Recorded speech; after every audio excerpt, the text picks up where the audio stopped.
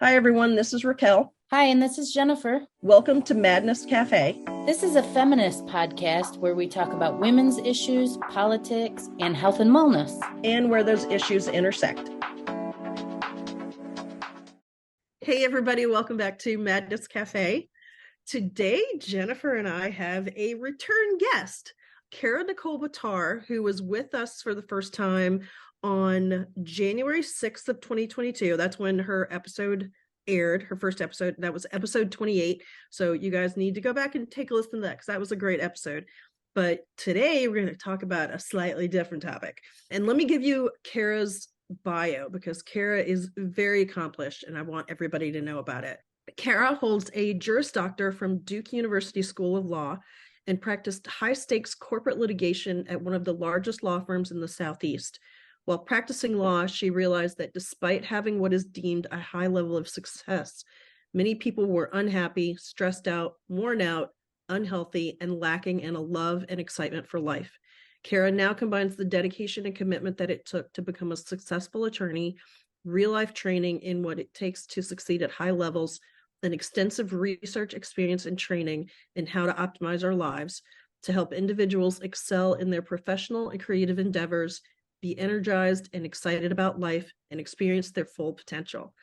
She does this through optimization programs she's developed, coaching and teaching Kundalini Yoga, and Kara is a KRI certified instructor of Kundalini Yoga. She's a Reiki Master, a certified ThetaHealing practitioner, and certified SoulRealignment practitioner. Kara is definitely somebody that we can trust because she's got all the schooling. Thanks for being back with us, Kara. Thank you so much for having me. I am so excited to be back with both of you. Thank you. We're excited to have you back. What are we going to talk about today, Raquel? Well, we are going to talk about a topic that really doesn't get enough attention. Pleasure, big topic, but specifically women and pleasure. And yes, that's going to include self-pleasure. It's a topic that sometimes people are a little nervous to talk about. And I'll say I'm a little nervous, but it's okay. I'd say people are squeamish to talk about it. Yes, I think that is very true. Yeah, and I think it's a loaded topic. There's so many layers of conditioning that weigh us all down, especially women, and especially women conditioned to be good girls. There's a whole lot of baggage around that word pleasure, and there's a whole lot of baggage around self-pleasure. Hopefully this is something that we can all work through because pleasure is a good thing, and pleasure is necessary for a full life. So that's why Kara's here to talk to us and hopefully help us all release some of that baggage around pleasure. Yeah. So the first thing I just want to offer is this is such an interesting thing for me that I'm here and that I'm talking about this because I grew up in this very religious, conservative home, in this very religious, conservative community and town, like a small town, and repressed, like super repressed.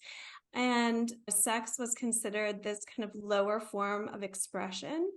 And self-pleasure was a sin.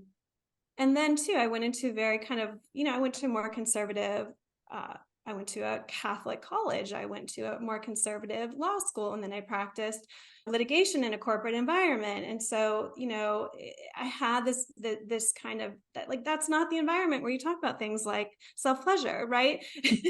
So the fact that I'm here and the fact that I'm doing this is such an interesting thing.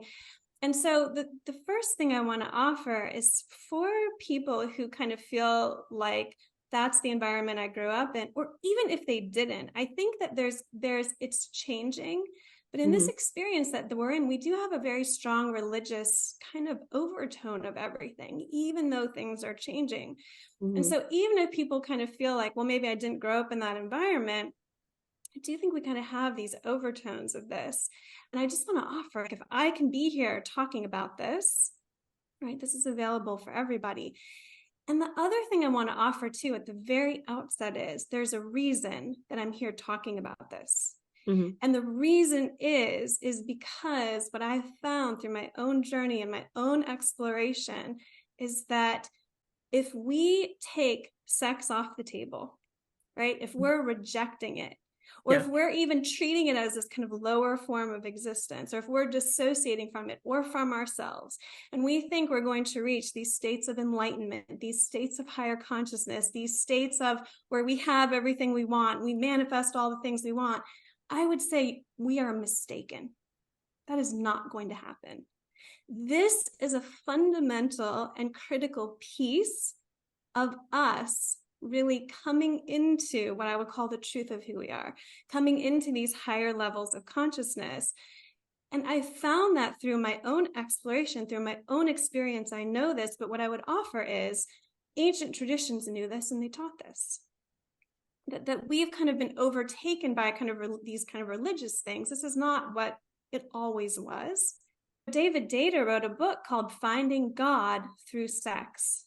You even need to read the book after me saying that title, though, right? Finding God through sex, right? And so I'm going to talk more about why this is such a powerful thing and why we're not going to reach these higher states. We're not going to get these things we really want if we're rejecting this and denying this and treating it as this lower form of kind of like existence. Mm-hmm. I mean, and you know, it's like, what has kind of your experience been? Like my experience was like growing up, it was like, we have sex because we have these kind of like primal urges. They're kind of animal-like, right? But we kind of want to transcend that. You know what I mean? Or we kind of want to deny it, or it's like, yeah, we do it, but we kind of do it because like we kind of like, especially men, right? They just like have this drive, right? Or we're doing it to make They'll die if they don't do it. They'll die if they don't, right? But it was kind of this lower kind of form of expression. And it's like, but the intellect and the, you know, being like, we can be at these higher levels of consciousness and it's separate and distinct from that. And it's not that. And in fact, that brings us into lower levels of consciousness. And that is so untrue. That is so deeply and profoundly untrue. And I want to talk more about why that is so deeply and profoundly untrue. What was your perception of sex and self-pleasure, like growing up? Like, was it treated as like, okay, this is your pathway to God? Or, you know, how is it? Never. No. Yeah. No. Yeah. It was hush hush. It was not really talked about. Again, it's what you were saying. Everybody knew it was going on, but nobody talked about it.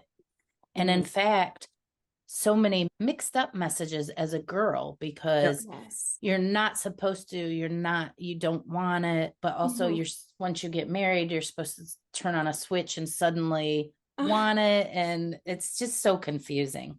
Yeah. So confusing. Well, and the whole thing of like growing up in my household, I mean, it's not like I was raised in a necessarily repressive way, but society at large was just so prevalent, right? Yeah. And so I, being kind of steeped in the whole good girl thing, I literally for the longest time was like, you know, self-pleasure. I didn't even say self-pleasure back then. It was, masturbation. You're embarrassed to say self-pleasure today. I know, I am a little bit. I'm working on it, people. I'm working on it. I'm a work in progress. But yeah, I would be like, well, you know, only bad girls masturbate. Only bad girls have like, you know, sex with somebody that they aren't married to, or, you know, someone that they don't love or whatever. And it wasn't until, I don't know, probably college. And I was like, well, this is stupid. But there's still that stigma, even in college, even now, many years after college, that there's this, maybe it's not this way for younger generations, I don't know, but I still feel like there's stigma towards women who enjoy sex and are open about that, and they are not in a committed relationship. Yeah, there's all that. That's a whole bag of conditioning and everything right there. Yeah.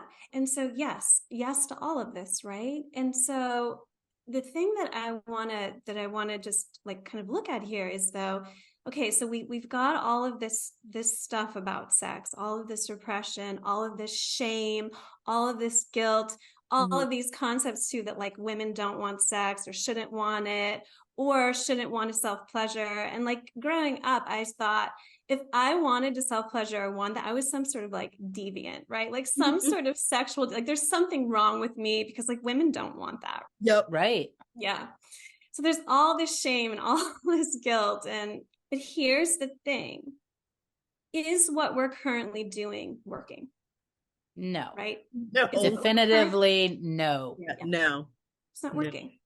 It's not working, right? And so, and how isn't it working? Well, it's not working in the sense that, well, one of the things is we have a lot of women with reproductive issues of some sort. This is so common. And not only that, but it's like, even like a painful period, right? That is treated as normal. It's just normal. I promise you it isn't.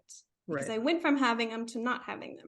But all of these conditions that women are currently facing, it's just treated as this like normal thing. Yeah, well, women have reproductive issues. They have painful periods. They have endometriosis. They have chronic conditions. I had a chronic condition. I had it since started kind of in college, were inklings of it. And then it just got worse and worse and worse and worse and worse. And I was told, you are structured in a certain way and you will never get over this. And I got to the point where for an entire year, I was in so much pain and discomfort. It was like every moment of my day was just to get through, right? Like, how do I get through this moment? Am I going to get to sleep tonight? Like, what's going to happen? And I'm being told this is just the nature of like, this just happens to women. This is just the nature of being women. It's like, so first we have that going on, right? So we have all of these conditions that women have, and it's being treated as normal. Right. Women just get these, right? And so for the first thing is like, well, it's actually not normal. It's not our fundamental nature, and we know it. Why do we know it? Because it feels bad. It's who we are. Our bodies are brilliant and they're brilliantly structured. So something's off that this is happening to so many women, and that is being treated as normal. It's not normal. So then on top of that too, what we have is it's like, are most women or even people, are they just like, I feel so turned on by life. I feel so passionate about life. I feel so creative. It's like divinity and creativity is just flowing through me. And I'm just like reveling in this experience. And I'm just like reveling in myself and my creativity, right? So is that what we're normally seeing from people? No. Big hell no. No. It's like, it would be nice, but yeah, we are not. We are not. I'm stressed. I'm exhausted. I'm overwhelmed, right? I'm depleted. Yeah. Well, and the whole hustle culture, like, and the hustle grind, it's all glorified. Yes. Yes. Which is actually kind of similar, but different. That's actually very not feminine. That hustle, that's not the feminine, right? And so, okay, so we have all of these health problems going on. And then on top of that, we have all of these people living their lives, this precious experience. Like there's only one of you and you get this experience. Like this is you in this experience now, like living these lives of depletion, of stress, of overwhelm, not of this, like, I feel, and Raquel, good point. How do I get the things I want? Hard work and effort. Or hard, like, let's just say hard work and pushing. I'm not like, let's take effort out, but hard work and pushing, right? Yeah. Not this creativity is just flowing through me. And as it flows through me, I just like put out all this amazing stuff into the world, right? Yeah. Okay. And so if this is what we're currently experiencing, this is not working. What we're currently doing is not working. And again, kind of the overlay to this is like, oh, well, but that's just what life is, right?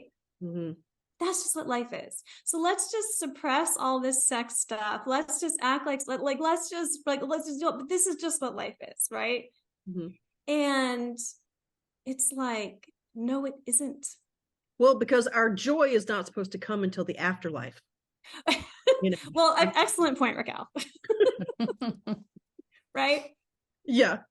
No, that's so true. It's like, and it's like, well, why do people buy into this? Is a lie. This is a lie. This is just what it is. This is not true. This is a lie. Why do people buy into it? Well, they buy into it in part because of this other lie on top of it. Yep. The joy comes in the afterlife, not in this life.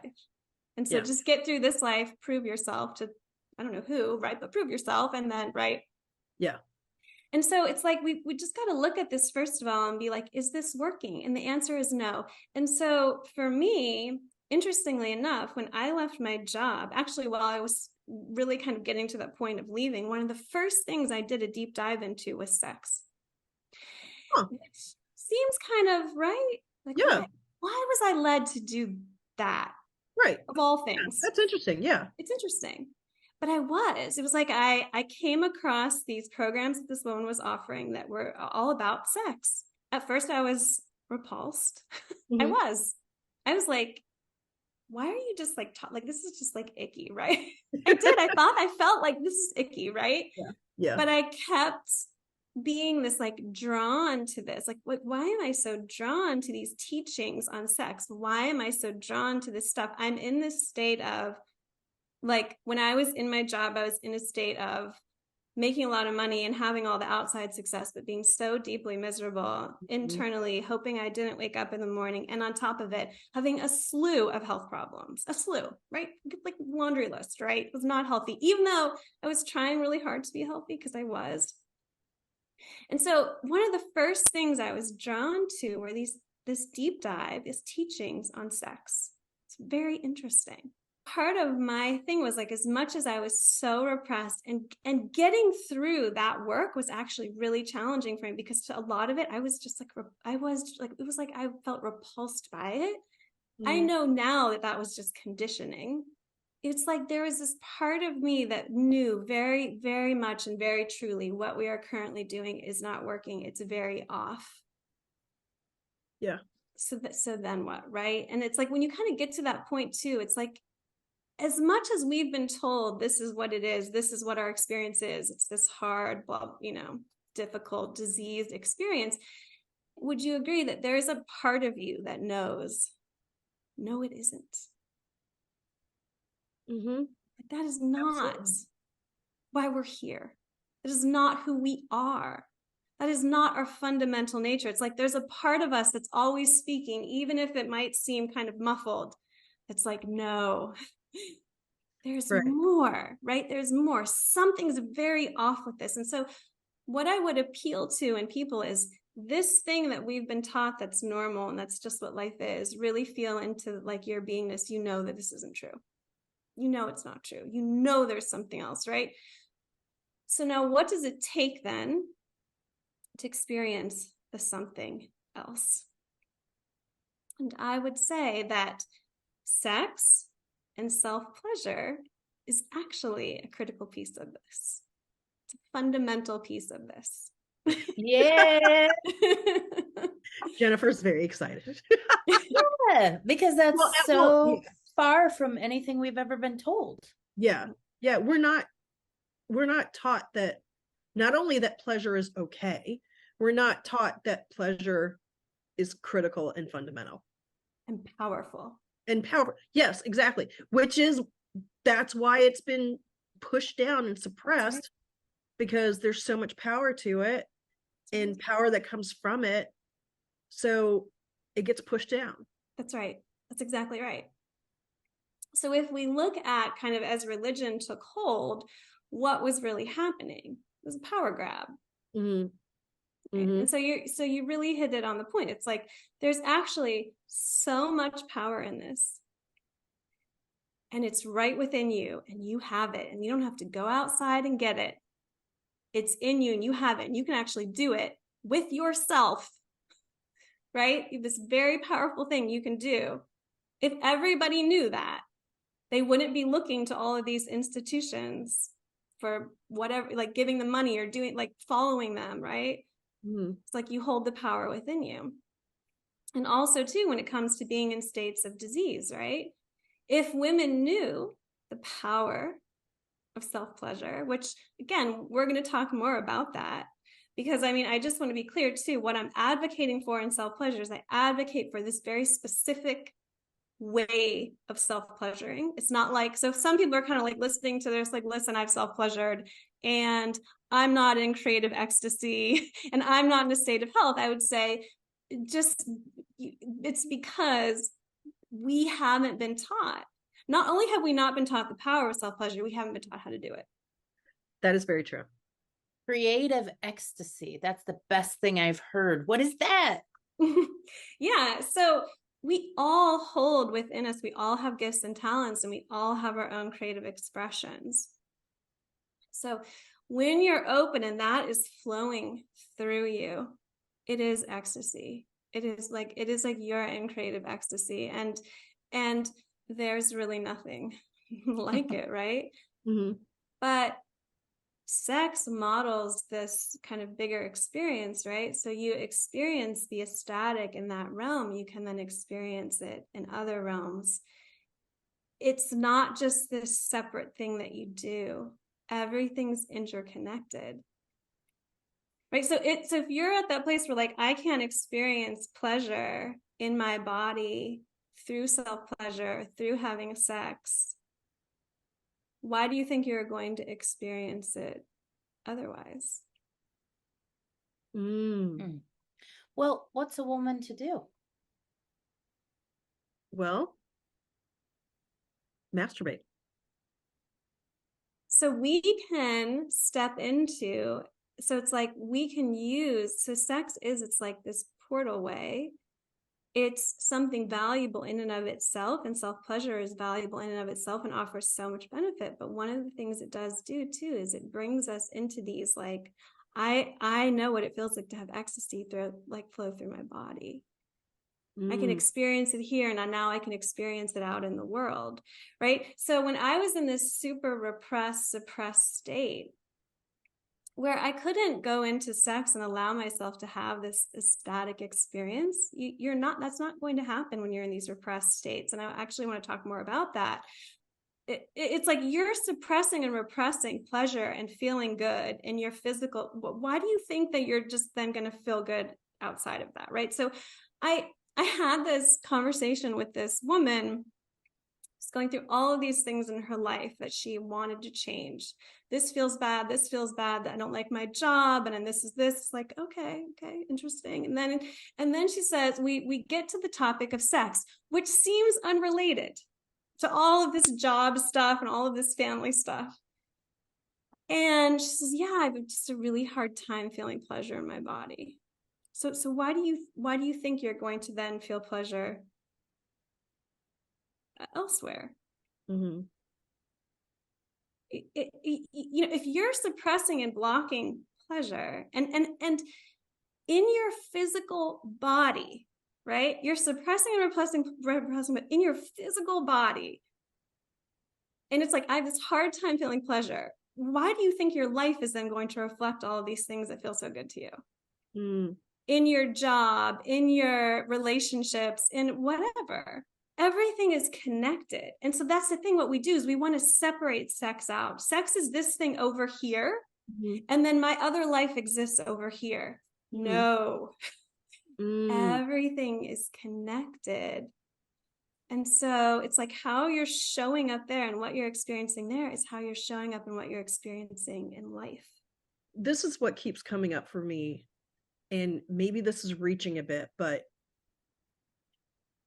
when you talk about if you aren't feeling things in your body, if you aren't experiencing pleasure, what keeps coming up for me is your chakras are blocked. And having self-pleasure or, pleasure with the partner or both, and that's a way of clearing your chakras so that all of this pleasure and the ecstasy that you're talking about and the creativity can actually flow through you and be released, and you can experience joy in other parts of your life. You can write the book that you say you want to write, but you haven't, or, or whatever, or learn how to do whatever. Are you calling me out, Raquel? Haven't finished that book yet. Well, I'm also calling myself out then, because I haven't even started the book that I think that I may want to write someday. I keep pushing that off, way off into the future. So, oh God, that's just like I'm pushing off other things. Oh, okay. We're just gonna take the spotlight off me right now. No, that was good. That was good connection. That was great. Yeah. Raquel, I love that you brought this up. This is a perfect point. This is something I want to talk about. This was like, you hit the nail on the head. So here's the thing. People are like, I want to live this heart-centered life, right? I want my heart to be open. I want to live this really heart-centered life. Or I want to live this really intuitive life, right? Like I want my third eye to be open. Everyone wants to open their third eye, right? Yep. If your second chakra, that's your sexual organs, that's your bladder, that's your kidneys. That is the seat of pleasure, of passion, and of creativity, of your creativity.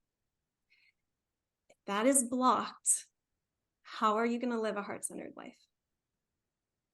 How are you going to live this intuitive life? The energy is blocked. It's not moving up, right? And it seems so simple when I say it, right? It's kind of like, duh. So it's like, so the key to living a heart-centered life, actually, have amazing sex. Right? Have this experience of self-pleasure that's ecstatic, right? You want to keep that chakra. You want that chakra to be opened and you want it to be balanced, right? And so people talk about the heart as if it's just like the heart, it's so pure. And sex isn't.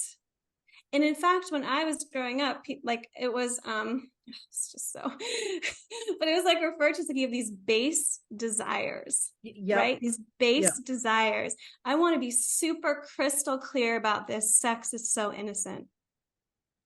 It is so innocent. It is such an innocent act. It is such a pure act. And if we don't have that second chakra open, and this is how we are structured, divinely structured, is to have that second chakra be open and flowing. If that's not open and flowing, your heart center is going to be off and your intuition is going to be off. Well, shit. Yeah. Right? Oh. As like you're starting to see this unfold, it's like even me, I started to see, this is why I did this deep dive on sex first. Like, this is why I was so drawn to that and so called to that, because my second chakra was so like shut down, so blocked. I wasn't going to have these experiences of this opening heart and of this intuition until I opened that up, which required opening it up, which comes through. And again, there's more to self-pleasure in this, but comes through self-pleasure and self-pleasure can help bring us into what I would call these. There are ways of doing self-pleasure and of having sex that are very like, they'll give you a temporary hit, but not more. Mm-hmm. Yeah. It's like that's been my sex life for the most part. Yeah. So we can have these experiences. So people are sitting there going like, listen, I do self-pleasure and I've had a lot of sex and all these things you're talking about, I haven't experienced. I would say, yes, that's just because you don't understand how to actually do it in this way that's so powerful. So it's almost like, do you eat this beautiful apple that's filled with all these nutrients, right? Or do you just get this hit from a cupcake? It's like, well, it's almost like saying like, well, I eat a lot of food, so I should be healthy. It's like, but what food are you eating, right? How are you having sex? How are you doing self-pleasure? Well, then how are we supposed to do it so that it's more of a life-affirming, chakra-clearing, divine experience, as opposed to, let me just go binge eat cake? Yeah. I love you. But that's really what it is, right? So let me ask you, if you've done self-pleasure in the past, so when I did it prior to understanding this, which was rare, first of all, because I felt so much shame and guilt about it. Yes. So massively shameful and guilty. All the shame. So the shame. And I just want to offer too, if you look at David Hawkins' work, shame and guilt are the lowest vibrational frequencies we can operate at. They're the lowest. Yeah. Yep. But when I did self-pleasure, it was almost like this, like, I just like need this, like, almost like I just need this hit. Yeah. And I was like doing it as like a means to an end. But at the same time, I was super conflicted. Like, I'm doing this because I kind of need this hit, but I feel super conflicted and guilty about it, right? So if you're coming from that place, what kind of result do you think you're? Oh my God, it's like you're sitting in my brain. I swear to God, like it was never a whole experience around it and enjoying, what? Nope. It was basically hit it and quit it, which sounds God, so awful. I can't believe I just said that. But that's no, how it was. No, because that's the same experience with sex where you're having, if you go out and you meet somebody at the bar and you take them home or whatever, and it's a hit it and quit it. No, it makes total sense. Yeah. It's not fulfilling. It's not at all. Temporary satisfaction, but not even that much. Like for what, 5 minutes? Yeah. And honestly, I will even say, oh God, I can't believe I'm saying this. I will even admit that in some ways, self-pleasure can make me sad. Yeah. Because I feel like, well, that's just sort of, bringing into sharp focus that I'm alone. But I partner with me. First of all, I think it takes tremendous courage to say that, Raquel. Tremendous courage, because I think we've all been there and we've all felt that. Second of all, you saying that, I want to add on to that I also believe that all these men that we hear about and see that say they want to hit it and quit it, they're not feeling very fulfilled or satisfied, or they're not finding the divine either. Right. So it's a system that is broken for men and women and people of all genders. It's not working for anybody. It's just as sad for them. Yeah, that's a good point. And I don't think I had really considered that. No, because our culture tells us they're out there banging chicks and having a great time, and they're just going wild oats and and they promote that, and so then that gets bragged upon, and that's ego stuff. But if you dig a little deeper, there's no connection, and without connection, what are we as human beings? Right, exactly. Right. It's an excellent point. These are all excellent points. We're talking today about women, but men are just as misled. They're just as confused. They're treated as they're like these sexual crazy beings that they just like need it all the time. And they're actually, what they're doing is they're depleting themselves. They are. So sex can be energizing and it can bring you to God, or it can deplete you. Just like food can nourish you, or food can, like it's not like there's just this one thing that it does. We can either use sex constructively or we can be destructive with it. And both the feminine and the masculine are so wildly confused and have been so wildly misled. And then just to kind of compile it again, because so many people see this as like women have kind of been the underdogs, and women have had a lot of violence perpetrated against them. This is true. And the men who perpetrated it are 100% responsible. They are.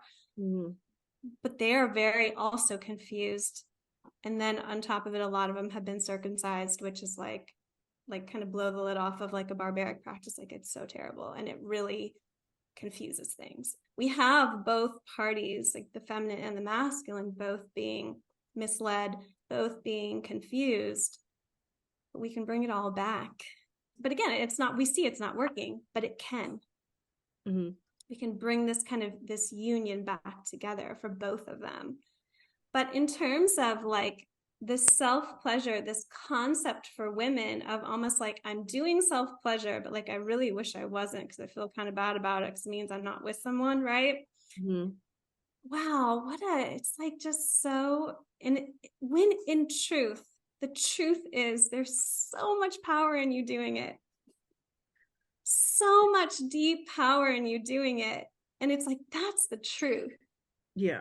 And I believe you. I just still have all these layers of conditioning that I am trying to cut through. Right. Yeah, for sure.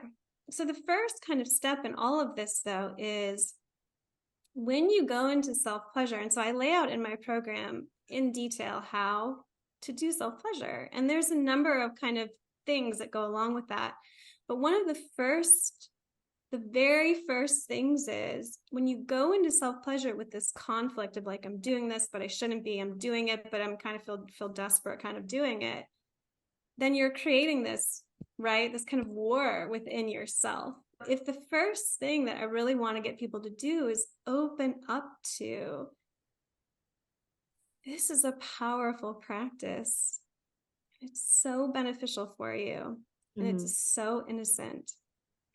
And so if people can go into self-pleasure with that first, just that piece alone, that's like the first step, right? So you're not going into it with this conflict. I'm doing this, but I shouldn't be. Right. I'm doing this, but I feel shame about it. Right. So people can just start to open their minds to, and start to drop this programming of, this is so powerful and this is so beneficial. And so let me give you another reason why it's so powerful and beneficial. We talked about the second chakra, right? So if we want to live this heart-centered life, if we want to live this intuitive life, if we want to be connected to the divine, when we're looking at like seventh chakra, right? Second chakra's got to be open and flowing. Got to be. It's how we're structured.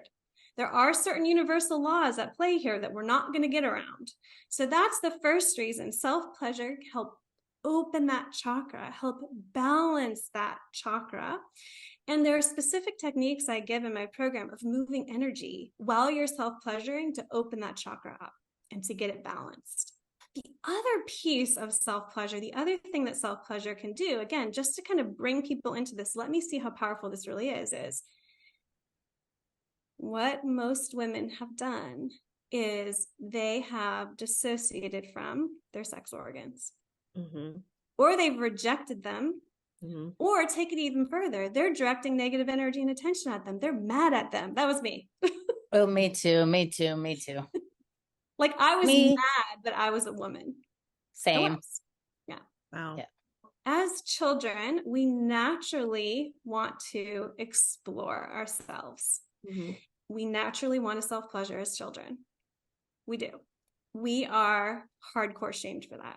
You can explore your toes. You can explore your hands. Oh, that's so cute.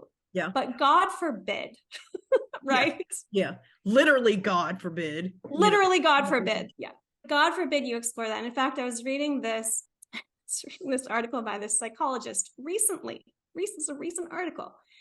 And this psychologist was like, yes, if you find your children self-pleasuring, like, I know it's just so repulsive and so terrible, and you're just so, you don't know what to do, but you need a response plan, because if you just put the smackdown on it, they might do it more, which would be so terrible. And so she laid out this is the response plan you need to have to this, right? Let's look at the insanity of this.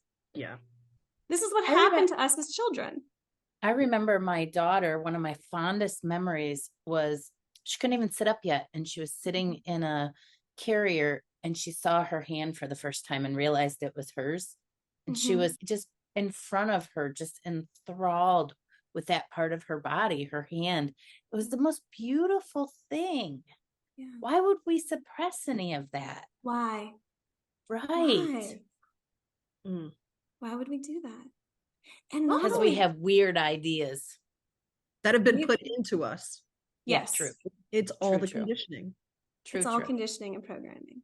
As children, they naturally want to explore. They naturally want to do that. And it's like, why are they naturally drawn to that? It's such an innocent thing. And also, it's the seat of their creativity, and they know it. Right? They know the power of that, and they're drawn to it. But even from this very young age, even a lot of times people, they don't even remember getting the smack laid down on them and the shame and the guilt for doing that. And then if we take it even further, when we're dealing with women, I mean, there's been so much. How many women are just taught to, like, yes, just embrace that you're a woman, embrace that you have. I don't know anybody. I don't know a single woman. That is so rare. No, I don't know a single woman who is brought up that way. Yeah. I was taught it was like, oh, you're going to get your period and you're a woman for you. Yeah. Yeah, exactly. Yeah. It was something everybody was afraid of happening. Like, oh, crap, here we go. Yeah. And on top of that, now you're like in this very dangerous position Yep. because you're this woman and You can get pregnant. Yep. you can get pregnant, right? You can get pregnant and all these things can happen to you that you don't want to happen to you. And you're this like, you tempt men to do these weird things. And yeah. It becomes unsafe to be in your body. right.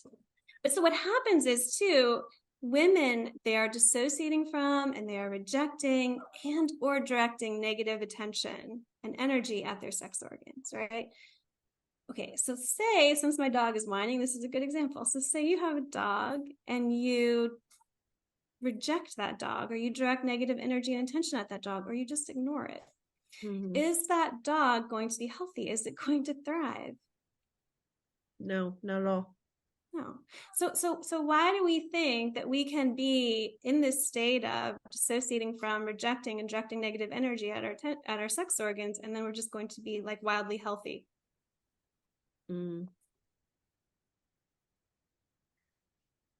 Yeah, we're just going to kind of forget about it. Do you know what I mean? Like, if you, yeah, it's just for like a couple of things, like, oh, give birth or pleasure somebody else. If you aren't using it for those two things, then just don't think about it. Don't talk about it. Don't think about it. It's just not there. Yes. Yeah. And that's horrible. That is horrible. But we've all done it. We've all done it. We all have, at some point in our lives, at varying amounts of time, I'm sure, have lived that way. It's like that part of me just doesn't exist, right? Just don't think about it. And excellent point. Or it exists for someone or something else. Yeah. Mm-hmm. It exists to have this baby. It exists for a man, for his pleasure. Mm-hmm. Yep. Mm-hmm. When in truth, again, this is second chakra. This is a power center. Mm-hmm. And it's a power center of creativity. And for a woman, this creativity is not just about birthing human life into the world. This is about a woman birthing her creative expressions into the world. Women are always fertile because you're always having this. I can always birth into the world my creative expressions. And this energy is coming from the second chakra. This energy is coming from those sex organs. And so it's like, if we're rejecting and dissociating from those and directing negative energy and attention at them, it's like, well, of course, they're going to be unhealthy. Mm-hmm. Mm-hmm. So it's like, we're looking at all these women's health issues being like, oh, this is just, it's like, oh, this is just normal. This is just what it is. It's like, it's a very simple kind of thing. We're rejecting and dissociating and directing negative energy at our sex organs, and therefore they're in a state of dis-ease. Of course. How do we change this? So what is it that our sex organs would benefit from? Pleasure. Loving, sweet, kind attention, pleasure, directing our own beautiful energy towards our own sex organs. Exactly. Yep. Exactly. That's the only solution, isn't it? Yes. And it's not an intellectual exercise. This is the thing with self-pleasure, right? Mm-hmm. We're not just saying, I'm just going to come from this loving place. I'm just going to love myself. What does that mean? Mm-hmm. Like, people are like, I'm just going to love myself. I'm just going to like, what does that mean? This is not an intellectual exercise. Self-pleasure is you actually physically loving yourself. It's you actually physically coming into oneness with yourself, with your own body, with your seat of creativity, with the seat of passion, with the seat of pleasure that is you, right? It's you physically doing it. It's not you talking about it. It's not you thinking about it. Like, so do you start to see, like, are you starting to kind of like, there is power in this? Yes. Right? There is power in this. When I come together with me and I give love to me, like, if you even take, like, again, if you take a dog and you just start petting that dog, you just start loving that dog, right? That dog is going to change. Mm-hmm. Your sex organs aren't different.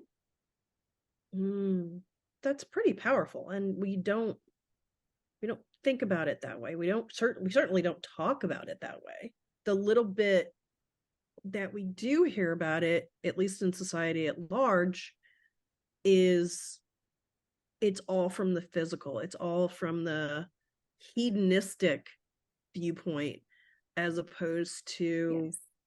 this is another way of being healthy. Or maybe this is the way of being healthy. Right. Yeah. Right. So these are really good points. And so I would like to expand on this hedonism term, right? Mm-hmm. Love this stuff, right? Because I grew up with all of this. So glad you're bringing this up. This is such a great conversation. Here's the thing. If you reject your physical body, you reject God. You reject divinity. Why? Because everything is God and everything is divinity. And so if you're standing there being like, well, I'm just going to reject this part of my physical body, you are rejecting divinity. You are rejecting God. And at the same time, when you love that part of you and you give yourself this loving attention, it's like you are saying, like, divinity that is, flow through me. I honor you. This kind of experience that I grew up in, it was a rejection of the physical body. Here I am. I've rejected my physical body like my whole life. I feel terrible. I'm in states of disease. I'm in states where I hope I don't wake up in the morning. I don't feel creativity running through me, right? And so it's like the first thing that I'm called to is this deep dive on sex. Why? Because our physical body is divinity. And it was for me to understand, I would say it's for others to understand, when you reject that, you are rejecting God. And so if you think I'm going to reach these higher levels of consciousness and have these things I want and reject my physical body, any part of it, there is not this like your sex organs are less than your heart, or your sex organs are like bad and your heart is innocent. No. And because we've been so removed from this, but like when you're doing this self-pleasure and you're loving yourself, finding God through sex, right? You're knowing God, you're allowing divinity to flow through you. You're tapping into that. It's so profound. I also really am thinking about the female sex organs and what you said about them always being fertile and always being creative. And for the listeners who don't know, Raquel knows, I have done Kara's program, Sex and the Feminine, learned a lot from it. But one of the things I'm thinking about is that like the core of our center of manifestation? Is that how we create into the world? It's the seed of our creativity. It's not that it's, again, we're whole beings, right? Right. So we're not taking, so in some schools of thought, right, what they'll do is they'll take the sex organs and they'll say, this is where everything's at, right? Right. Which I actually studied with somebody like that. It was kind of like, this is kind of like where it's all at, right? There's an offness to that, right? No, in truth, like it's everything is connected. We want everything flowing and working together. But our second chakra is our seat of creativity. And it makes sense because that's where human life comes from. It makes sense that that's the seat of our creativity. It's not the entire picture, right? We want everything flowing. We want our heart open. We want to be in like our intuition open, but we've got to have that open as well and honor that and respect that and love that. So we have very little time left. I feel like we could, this is just a little taste of what this is all about. Is there one thing that you really want the audience to walk away with? And then how can they get a hold of you if they want to know more? Because I'm sure everybody wants to know more. How could they not? I really would like people to walk away with like what we have been taught is not the truth. This concept of what life is and what it is to be a woman, that we just are in states of disease and this is normal, or our lives are lives where we live in states of hardship and struggle and stress and depletion. This is not who we are. This is not how we have to live. It's not how we're meant to live. And I would say intuitively, we all know this, but it takes something, because that's what we've been taught, to then come into who we really are. It takes something.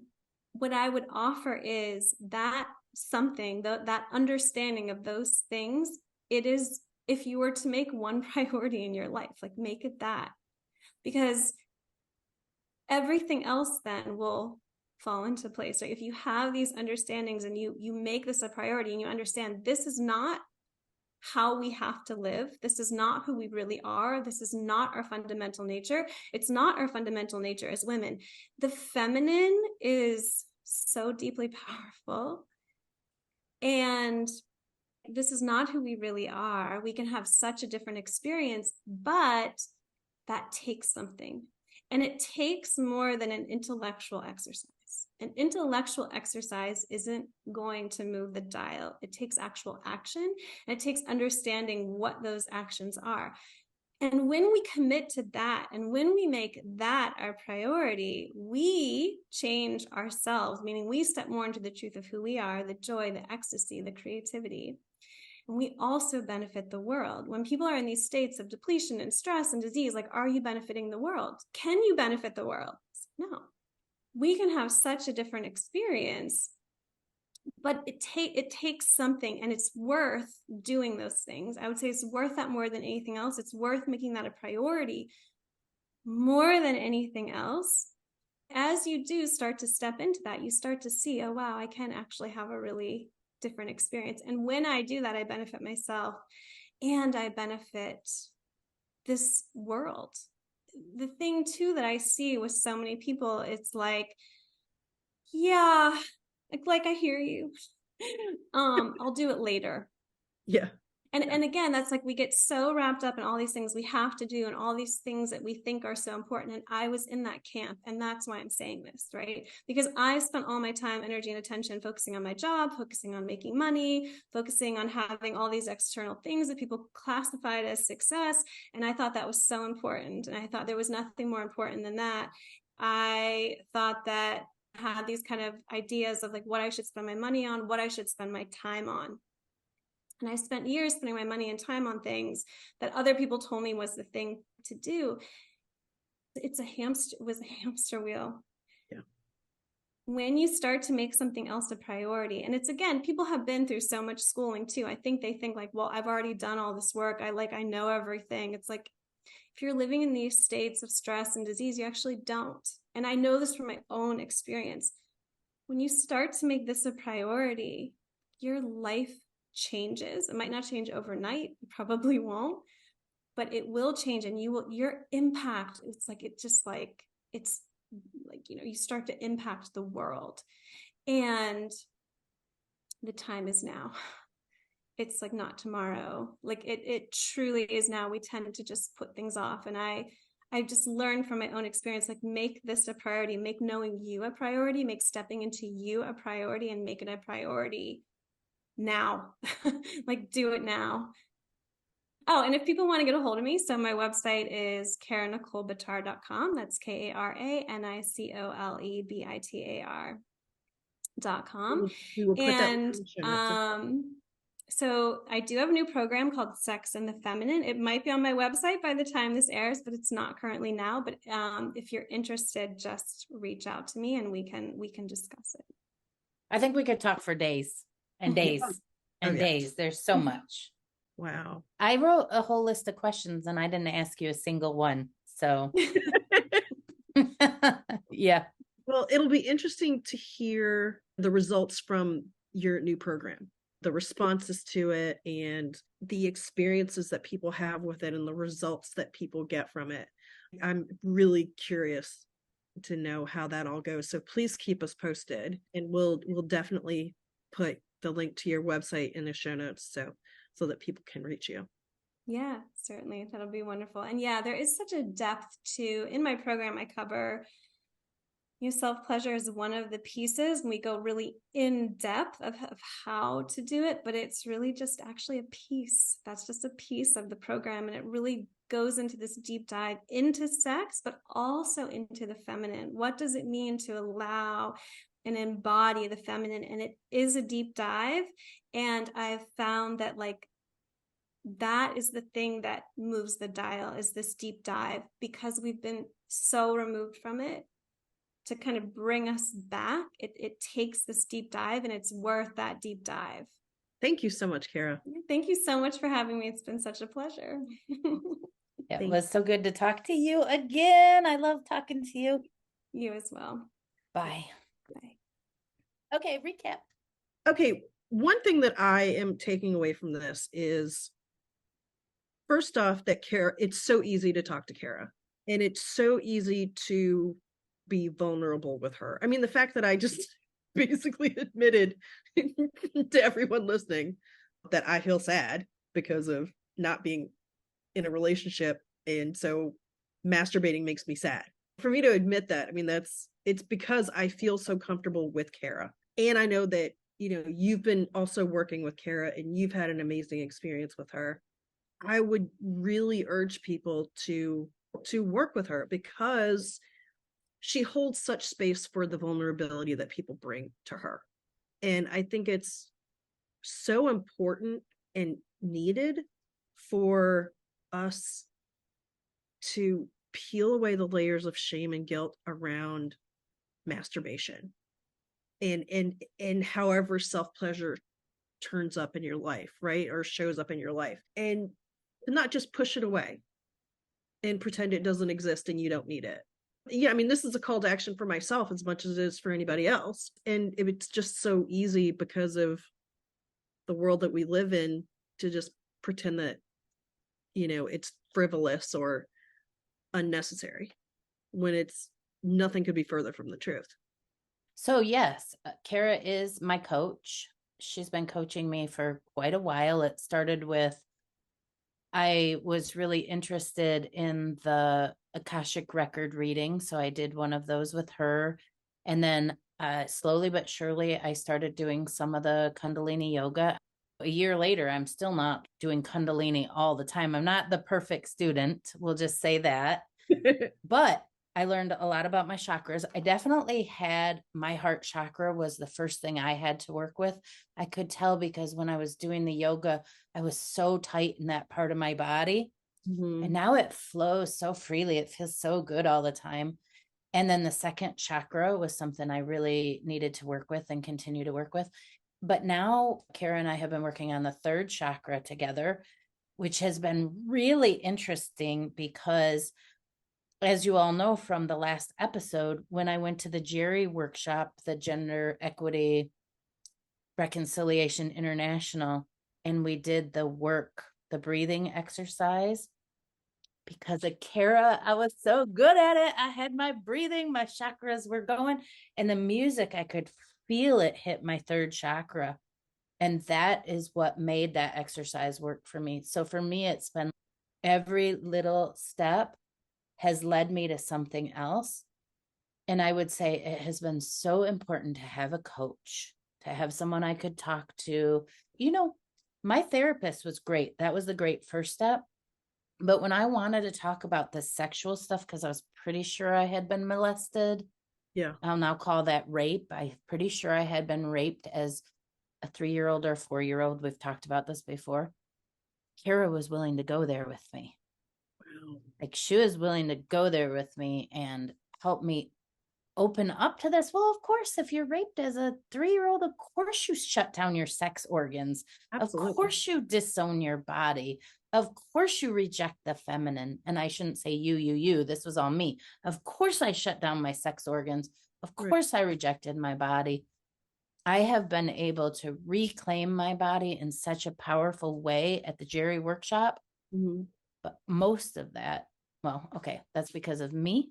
It's because of my therapist, because of you, Raquel. It's because of all these people who helped me, but I couldn't have done it without my coach. So thank you, Kara.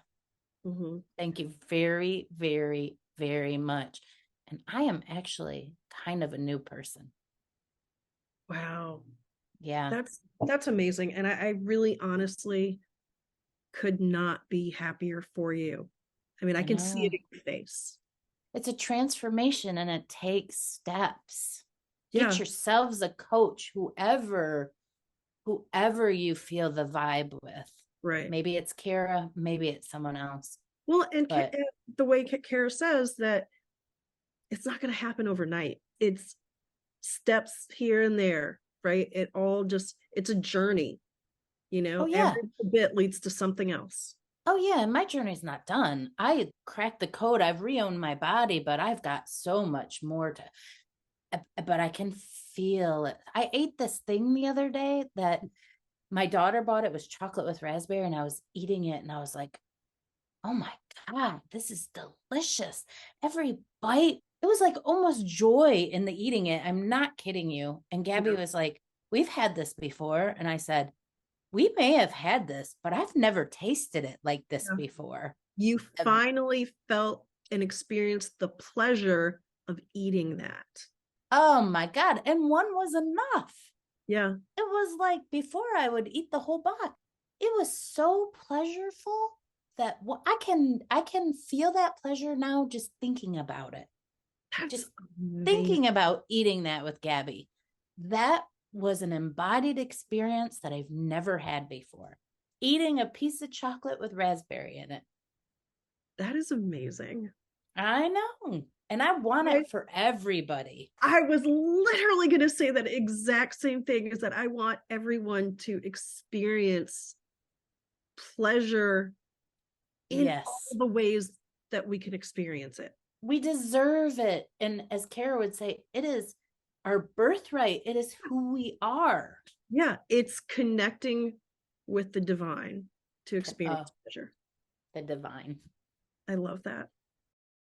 Thanks everyone for listening today. We will be back with more Madness Cafe next week.